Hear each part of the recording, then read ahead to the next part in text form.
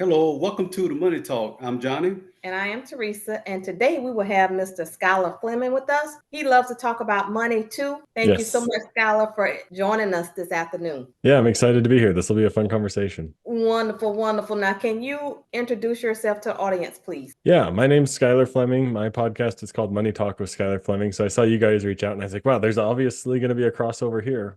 We all like to talk about money. So yeah, I started my podcast about 2.5 years ago. I used to work for a credit union in a contact center and found that I wanted to keep talking about money once I moved on from that job. So instead of droning on and on to my wife, I was like, well, let me go find a little bit of an audience with my podcast, and started the podcast and been doing it ever since. Wow. Okay. So are you doing the podcast full time, or do you have a 9-to-5 job? I'm a marketing manager in my day job. So it's a side project I do one a week, but just love having interviews and fun conversations with people. Okay, good. We do too. We love talking about money. It's fun. Yeah, you get to learn a lot. Yes, you get to learn a lot. Well, let's dive right in and start talking about some money then. So I guess one of the things that we noticed on your profile, like us, like we say, we love talking about money. So why do you think talking about money is like important? Yeah, I mean, that's a loaded question. There's a lot of ways you could go there, because you think, why is this talking about money important? There's a lot you could say, whether it's debt, investing, like there's so many different subjects within money that when you talk about them, we all learn a little bit. But if you just think about it at a face value, money impacts everything we do. It's every part of our life. Like whether you like it or not, unless you're living like 100% off the grid, money's going to play a role in your day-to-day decisions. There was a recent guest I had on my show that talked about, like, you're making financial decisions all the time. Like I keep saying whether you realize it or not, but that's true. Like, how are you going to get to work? That's a financial decision. How are you going to spend your time? Are you going to just have free time and do hobbies, or are you going to get a side hustle or something like that? So you're making financial decisions all the time. So why don't we talk about it? Why don't we say, hey, here's some advice that's worked for me. Now go and take what I've done well and apply it in your life and things like that. So that's why it's so fun for me to talk about it, and why I think it's important, because it impacts all of us no matter what. Wonderful. And leading off of what you just said, it makes me wonder too, like, why it's so difficult for people to talk about money amongst themselves. Like, it's some secret thing to where people don't feel comfortable talking about money. But like, since you've started your podcast and you've been doing it for a while, have you kind of figured out why it's so uncomfortable to talk about money? Yeah, I think it's uncomfortable because it just hasn't been started for us. Once you get over that initial like hump of let's talk about it, that's when you can really get into it and have some fun with it. But it's that I call it like breaking the money talk ice. And once you can get through that, then it can just flow and keep going, because it's really, I don't think it's that hard to talk about. You just have to get started. And that's where everyone gets so fearful, because they think, oh, everyone else must be doing it right. Like, you see what they're posting on social media, and you don't see someone posting their electricity bill that was more than they thought it would be because the summer months came or something like that. But you see people going on trips and things like that. So you're like, wow, how are they doing that? But then when you start to think about it, and you're like, oh, are they putting it on credit card debt? Are they doing those sort of things? And no one shares that. So you don't know, you don't have any idea of what the other person's doing. So once you can break through that and realize, hey, it's okay to be vulnerable and say, hey, I screwed up. I have a credit card debt that I can't seem to get rid of. Can someone help me? Once you get through that, then you can really let the conversation flow. Okay. That's true, because I think the hardest thing for anybody to do is really admit to anyone that, hey, I have a money issue because, I went and spent $900 on my credit card and I really don't have it to pay it. So now I'm stuck in the credit card process with a high interest rate on my credit card, which is revolving, and it's always turning and turning, and you really can't pay it off. So it's like what do you do? Admit that to anybody. Yeah, you could say, I bought something for $900. In your example, you bought it 2 or 3 years ago, but you only ever really have like $50 to $100 extra in your budget. How are you ever going to get out from under that? It's going to take you months or years if you don't really have a lot of extra. So people just don't realize how quick it is to get into financial turmoil, and then it's really hard to get out of it. And something that just came to my mind that I like to share with people is, if you find yourself in an uncomfortable situation, I like to say, take someone else's situation and bring that up as a money talk first instead of your own. Because I think that's where the fear comes in, is you're going to reveal yourself as this person that's not good with money or things like that. So maybe take take someone else's situation that isn't that great and use it as the test run for you to be able to say, oh, how do I talk about a hard conversation? And then you can say, okay, that one was one I saw on the internet, but let's really talk about what's going on now that I feel a little more comfortable. Right. And then, too, a lot of people feel like, well, it's none of your business, like about my finances. So like for our listeners, like maybe they have a friend or someone that they want to talk to about their money issues. How do you recommend they go about doing that? Yeah, how do you get started talking about it with your friends? I guess a little bit of plug. I have a guide called the Money Talking Points that I use as kind of a framework for some simple conversations. It's similar to like the baby steps and things like that. But I think like find something simple to talk about. Don't dive right into the numbers. And honestly, you'll probably never need to know the numbers. I think that's one thing that maybe surprises people is like, you don't need your friend to tell you their monthly budget. You don't need them to tell you their net worth. It doesn't matter. If you get to that point, cool, but it's not gonna, one of you is gonna feel bad and one of you is gonna feel good at the end of that conversation. And it doesn't really get you anywhere. It gets you places when you say, hey, what do you do with your tax return when you get it? Do you guys save it all? Do you treat yourself to a nice vacation? This is a bigger one than we've ever gotten. We just wanted some ideas. Like those sort of things. You don't even have to say how big it is, but just say, hey, what are some ideas to do in this situation? Instead of say, what's your whole financial picture? Because that's when it gets intimidating and overwhelming. Yeah. That's right. That is so true. I mean, you're right, because it's almost like when you tell somebody your financial situation, like with the numbers involved, then if you don't match up, then somebody's going to be hurt because they're going to, well, they make that or that happened to them. What? I need to make more money or they make more money than me. How is that possible? So you're right. I totally agree with that. What do you think, honey? Yeah, and I agree with that too. So just say, for instance, you have a friend and it's pretty obvious that they are having money problems.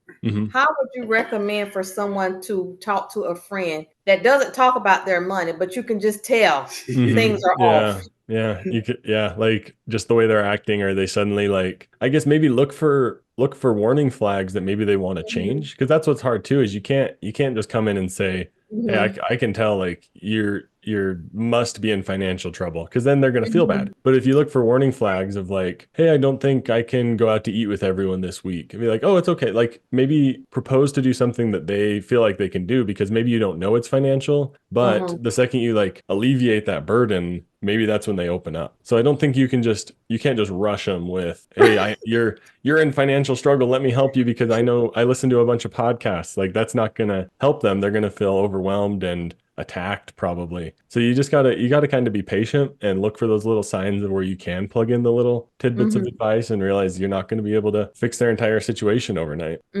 Yeah. And that's a good point. So, and it kind of going to lead into this here. What do you think are some key starting points for someone along their financial journey? What do you think some key starting points? Yeah, key starting points. Well, I guess I'll say married versus not married, you got to have someone to talk to about money. You got to have an accountability partner. One of my recent guests called it a money buddy, and I'm helping him run with that term because I love it, having a money buddy like a gym buddy. So I like that. Yeah, that's nice. It's a good one. It rings well. So have a money buddy. And if it's your spouse, make sure there's a foundation of talking about money there. Because especially in a marriage, if you don't have an open channel of communication with money, it gets real sticky real quick. So yeah, set that foundation by saying, hey, you want to check in with me once a month, once every 2 months about how my budget's going and stuff like that, and see if you can start that cadence with someone. Because I don't know, I love talking about money, so that's what I'm going to encourage the most. Yeah, and we do too. But see, piggybacking off of what you just said about marriage. Yeah, that's why I heard that too. So And you appear to be in the younger generation than what we are. Okay, we have a couple there wanting to get married. What do you recommend the conversation is about money prior to even getting engaged? Yeah, I think you probably got to start with, how do you view us handling money? Like not how do you handle money right now? How do I handle money right now? It's like, what are your thoughts on us handling money? Because if you come into it, like my wife and I, we both came into it with no debt. I think my wife had a very small, like couple $1,000 student loan. So really nothing in the grand picture. So we just did everything together and that made it very easy. But once you start adding debt into the picture, that's when it gets a lot easier to say, oh, we're going to do it separate. And then you start thinking his debt, her debt, my debt, their debt sort of thing. So you gotta, I think, have that conversation right out the beginning of, how are we going to do money? and then you can uncover the numbers. Because same thing with earlier, if you just come in, like let's say one potential spouse makes a ton of money and the other doesn't, if you come in and say, hey, I'm making $80,000 a year, I'm bringing 300,000 in my savings to this marriage or something like that, and the other one's like, I make 40,000 and don't have any savings, like you don't need to start with that because it's not going to be healthy right out the gate. You just got to say, hey, how are we going to do it together? And then you can kind of contribute. Hey, here's what I got to contribute, and here's what we can do with that. Yeah, that's absolutely great, because you can see a lot of young couples. Sometimes I don't know if they know how to start the money conversation, right? Or they actually get married, and maybe they're engaged, or maybe they're dating, and they don't really know how to go about starting that money conversation.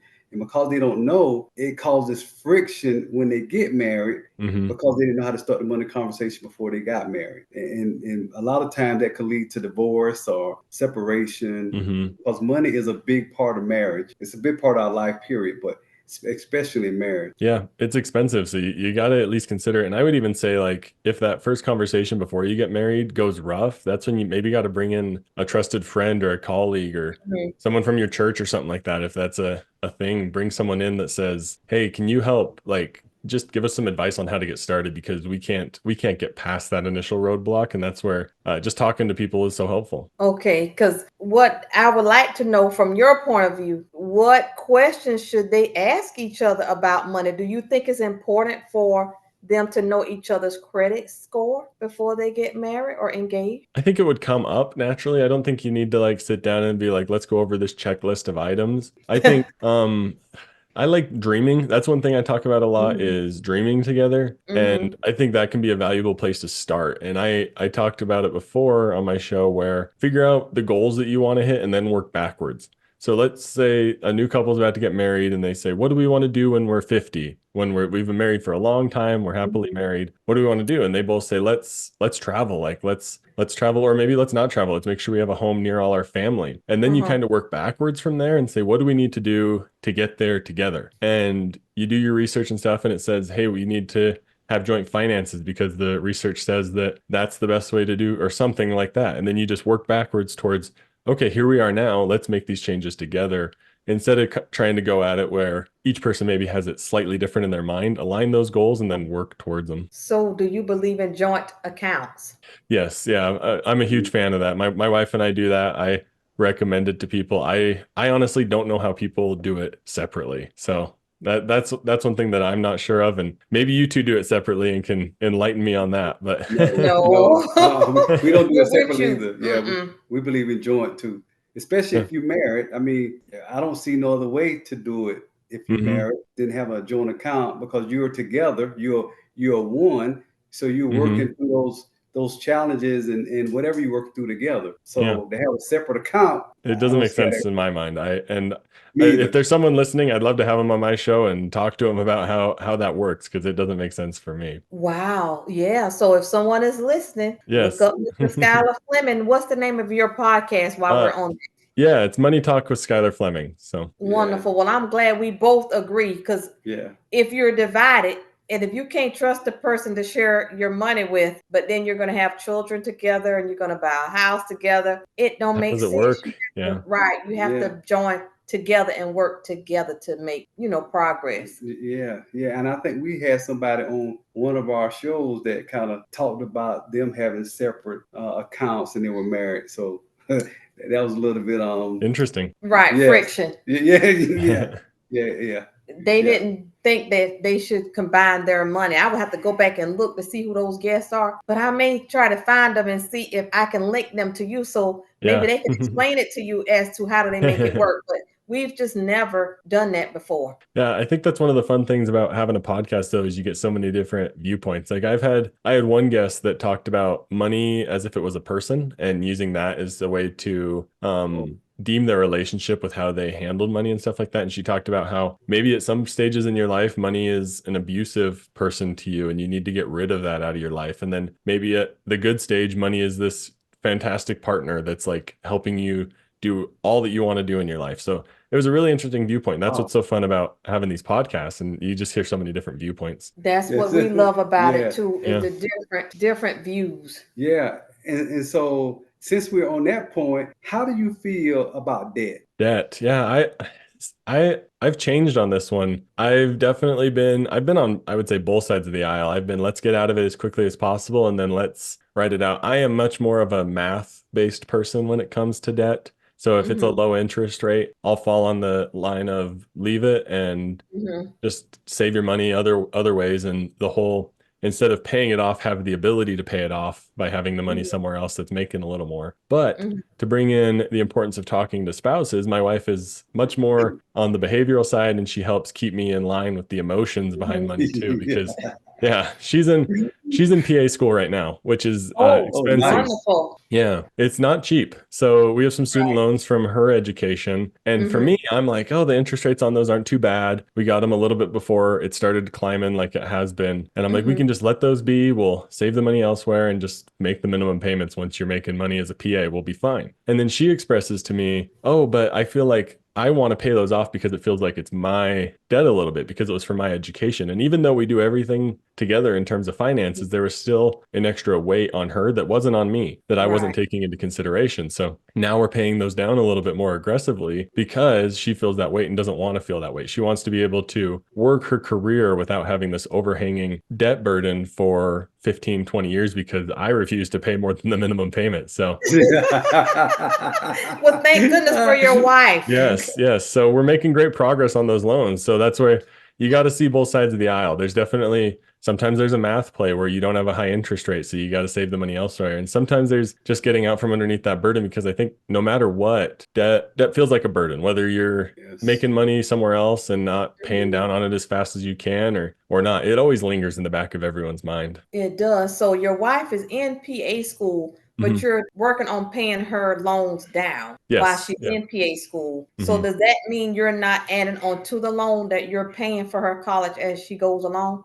Yeah. So we saved up enough money to know how much we would need to avoid grad plus loans. So we're just taking out the standard ones and then paying the tuition on top of that. So the debt is growing, but we're paying it down as it comes, like the highest interest rate one, which is where my math brain behind the money gets a fix, is paying down the highest interest. So we're doing a little bit of both. We know each semester we'll take on a little bit more, as we can't pay it all down all at once, but we pay them down quickly. So okay, so on that note, I'm sure you know that since you've started your podcast that student loan debt is astronomical. Yes, but it's a you and problem. your wife, it is. You are doing it the smart way. So I'm sure we will have someone listening that may be in college or wanting to go back to college. Can you just give maybe one or two recommendations on what they need to do to manage that college debt? Yeah, I had one of my friends on my podcast that talked about his student loan experience too. And he shared a piece of advice that I didn't even ever think about. In my years of talking about money and stuff like that, he shared this brand new thing, and he said he only used student loans for tuition. And that's all he capped himself at, because they'll give you loans for everything you can think of, and they'll call it a student loan. So he made sure to be very intentional that he only used it for tuition. And I think that's such a great starting point to, one, make yourself feel responsible for the difference, because there's going to be other costs, books, things like that. And he made sure he was working enough that he could balance all of that, but it gave him that work ethic and that motivation to do well in school, since he was paying for part of it and not just taking it all out on debt. So my recommendation is to limit your loans and be very intentional about what you're taking out. Wonderful. Thank you for that piece of advice. That was great advice, because I'm telling you, student loans can really cause a lot of financial difficulties. Especially after you graduate out of school and you might have $100,000 in debt in student loans, and you're looking at like, how I'm going to pay this back? how I'm going to pay it back?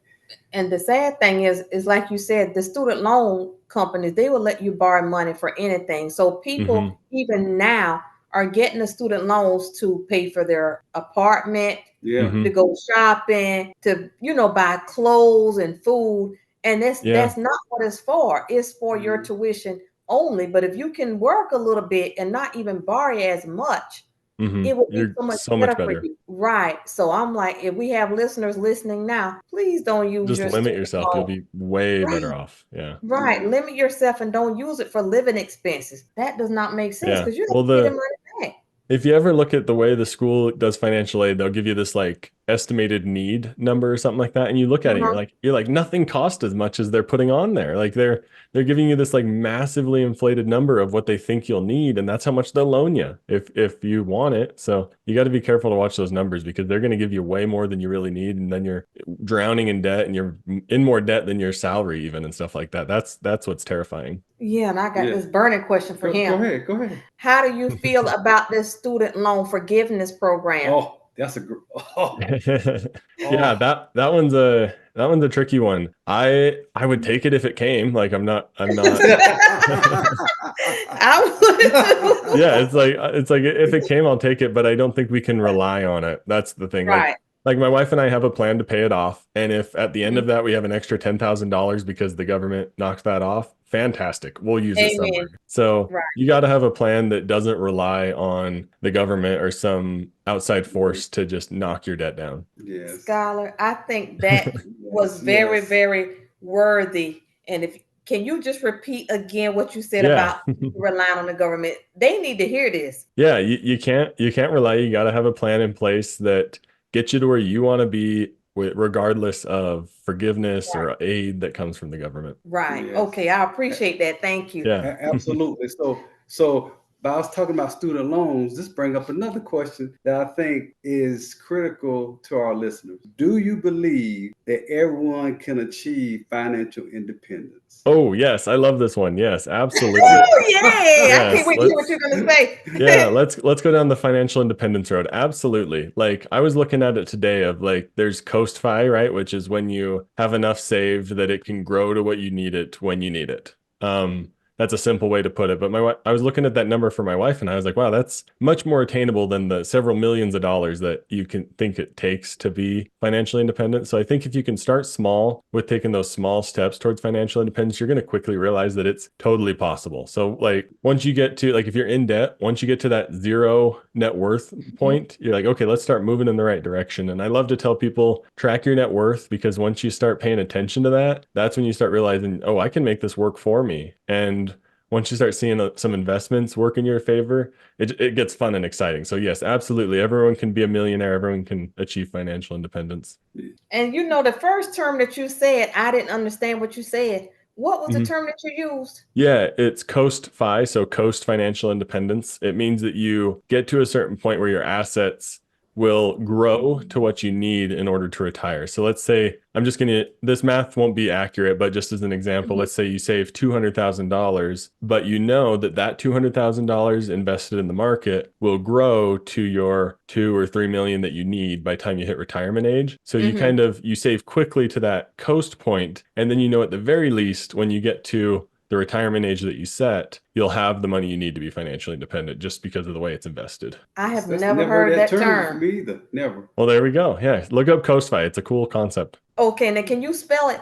Yeah. 𝐶𝐸, like the beach coast FI. Oh, yeah. Okay. Okay. I've never heard of that. Okay. So thank you so much for sharing that. And so, right. I never heard of that. And so like right now, our listeners, they are wanting to get their life together and they want to get on a financial journey. Not even to the point of investing yet. What do you recommend? Where do they start with trying to get their finances in order? Yeah, start tracking, because even before you budget, I like to say track first, because budgeting, I think it feels overwhelming when you don't really know where your money's going. Like when you don't have a realistic idea of what it takes to spend on groceries, you feel like you'll never figure it out. So start track your net worth and track your expenses and say, hey, we're $10,000 in debt and we're spending $400 a month on eating out. There's an easy one right there. But you never figure that out if you don't start tracking. So take there's a ton of programs out there that'll track your expenses for you and things like that. And often banks and credit unions like mobile app will do it for you too. So try to just get your mind wrapped around of what you're actually spending and where you're actually at. Okay, so that is the first step. So track first, so you know where your money is going. And then after that, they should move to budgeting and figuring out how to make your money work for you and stuff. So wonderful. So this is good, because you said something net worth. Can you explain that so the audience can kind of understand what is net worth? Yeah, like it simply put, it's everything you own versus everything you owe. So your debts minus your savings. And then that number is how much how much your money value is. I don't want to say value because there's more than money to human existence. Like that's a bigger question, but like how much money you have is your net worth. So if it's negative, then you're in the hole. And that can be I guess a sobering point to realize, hey, we're $15,000-$20,000 in debt. And then you flip that around and you just carry that motivation into the positive. Okay, so now do you use an app to keep up with your net worth? Yeah, well, I use a spreadsheet. Like I'm a huge math nerd, so I track it all, but I use one to kind of compare myself against. It's called Empower. Okay. You can connect all your accounts and stuff. Yeah. It's free too, which is nice. Right. Okay. And so how often do you keep track of your net worth? I track it once a month. That's solely because I'm a nerd. Like I would say do it quarterly or at least yearly if I was telling someone to track their net worth. But you do it once a month. Yeah, I have a reminder. It's going to go off tomorrow actually for me to go in and log it all. So wow. Okay. So now that you're married, when you do your net worth statement, do you and your wife sit down and look it over or talk about it, or do you just check it just for your peace of mind? I check it monthly for my peace of mind. We talk about it quarterly. So I'll just show her the numbers and say, hey, it looks like we're doing good. It dropped because another semester of tuition came due. So we can notice those drops, and just making sure it's keeping on track with where we want to be. We check on it once a quarter together. Okay. And then as far as budgeting, do you all have meetings about the budget, or since she's in school, you manage the budget? We meet once a month together to talk about our money. We talk about last month's spending, and then we talk about our budget for the next month. So we do that once a month on the last Sunday of the month. Nice. So you even have a day, the last Sunday of the month. There's an agenda, which is to keep me on track so I'm not bombarding her, because we found that I would say throughout the month, I'm like, we should do this with our money. And now I put it on the agenda and we commit an hour and a half to sit down and talk about it. And how often you say y'all do this? Once a month. Once a month. Well, you know what? As far as a financial picture, you and your wife, that's like ideal. Like yes, the way that you're handling your finances, it could be a model for couples. Yes. Especially when you just get married and you're trying to figure it out. Well, that's a good guide to go by. Yeah, I'm so impressed, because how many couples are really going to do an agenda? I don't know. Y'all are very unique. I don't know. And this story is going to help the listeners because you have a plan.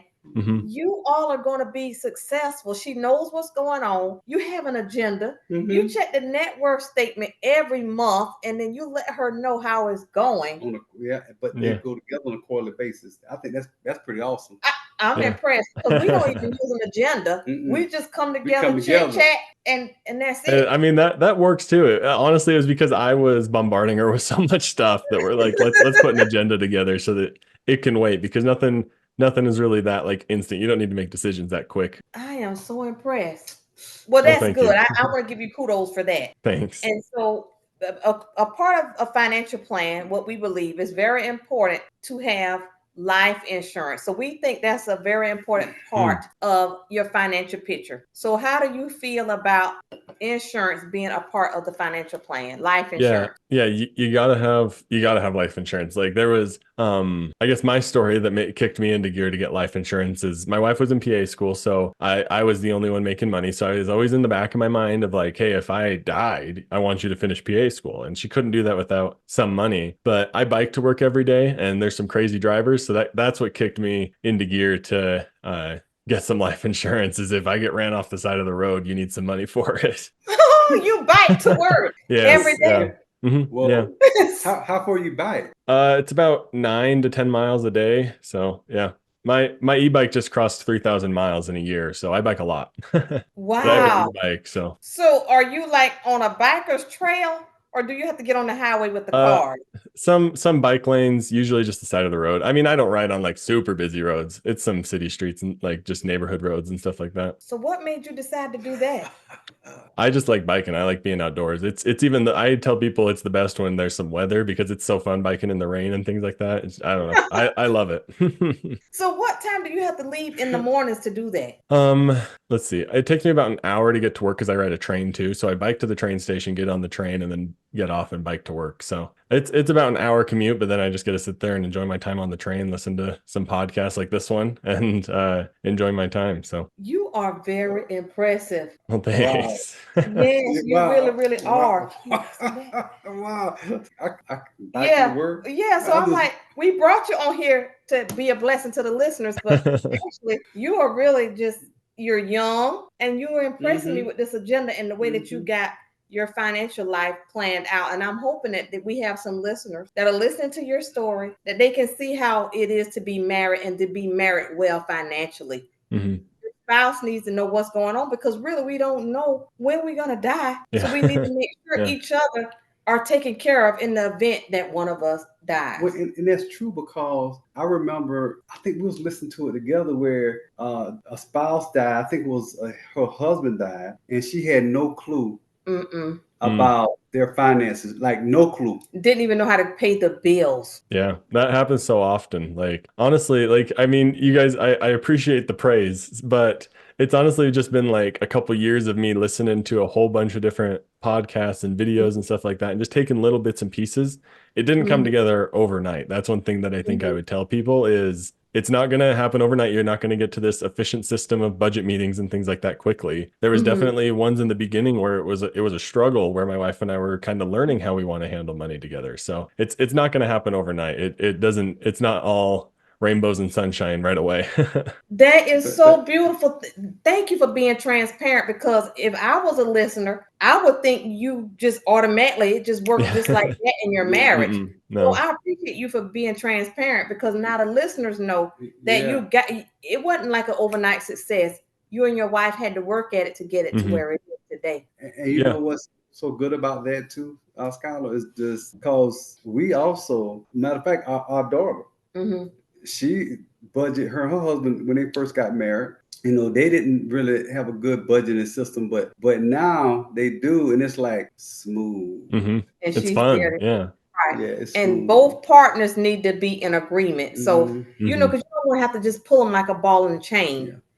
But it's so good when you're in agreement, you're and your wife, you can just accomplish so much more together. But I just want to commend you for that. Make sure you give your wife some kudos for us too. Yes, I will do. Yes, please do. So I'm going to ask you this question here. Since you have started your podcast, since you launched it, what have you learned about money since then, since you launched it? Yeah, that every story is unique. Like there will be similar underlying threads that we can learn from each other, but like I told you the story of one person that views money as a person to determine her relationship about it. I have a handful of people who have been on that are completely opposed to credit card debt and stuff, and people who've done their own unique things to get out of financial situations. And I think it's honestly, I guess, empowering to know that everyone's situation is different. So you're never going to be stuck because everyone's gotten out of every other financial situation that's come up. So you're going to be able to figure out those little bits and pieces that you need to apply to your story. And yeah, maybe someone probably heard on this today that, oh, an agenda is the thing they were missing, or that net worth tracking is the thing they were missing, or like there's always going to be little bits and pieces that we can take from everyone else's story. And that's what's so fun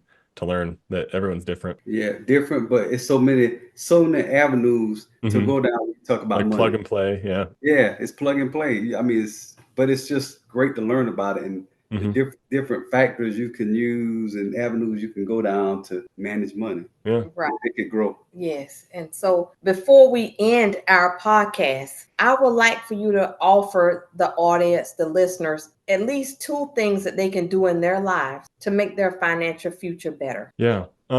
Make your financial future better. Start talking about it today. Even if it's a rough conversation, just go for it, because once you start talking about it, it only gets better. And then the second thing, that's a tough one, because talking about it's such a big deal in my mind. So I'd say the second thing is be comfortable with where you're at. Like you always hear, if you're ever in like a coaching sphere or things like that, or like teaching people and stuff like that, they're always going to say meet people where they are. So people need to meet themselves where they are and understand it's okay. Like you always have time. I like that. You are a little genius. Yeah, I like you said they need to meet themselves. I like that. Where they are. Yeah, I like that. So that's the first I've heard of that one too. So I need to write that down. Yeah. So it just came to you. So, but it's true. You need to meet yourself where you are. You need to accept your reality. And if you want to do better and do more, then you figure out how to do it. Yeah. You got to be realistic though and start where you really are and not think you're ahead of the game or something. Live in your reality. Yeah. That is so good. So how about embracing your reality? Yeah, embracing your reality. Now, can you tell the audience again where they can find you? Yeah, wherever you're listening to this great podcast, you can find Money Talk with Skyler Fleming. If you search for my name, it should show up. But my website's also skylerfleming.com. Has all my resources and blogs, articles, and things like that. Okay, all right.